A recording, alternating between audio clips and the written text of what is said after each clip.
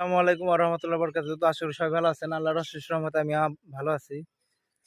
তো আজকে আসছি গোপালপুর হাজী কফিরউদ্দিন সাহেবের বাড়ি এদিকে। তো রাস্তাটা এতই সিঙ্গেল রোড, কলিজাটা খালি লাভ পারতেছিল।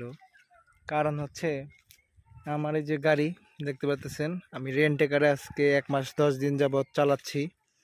এটা আমার কাজিনের গাড়ি। তো এই সিঙ্গেল রোড খুব ভয় হচ্ছে। আসছিলাম শিমুলা দিয়ে, আমি মেবি আসছিলাম থেকে হচ্ছে আপনার রঘুনাথপুর ওদিক থেকে। তো যাই হোক আলহামদুলিল্লাহ, তো গাড়িটা লক করি নাই, লক করলাম এখন। তো যাই, তো আরেকটা কথা, আপনার শিমুলিয়া বাজার পার হওয়ার পর থেকে এত অ্যামেজিং, মানে মনোমুগ্ধকর জায়গা বলার মতো না, খুব ভালো লাগছে আমার।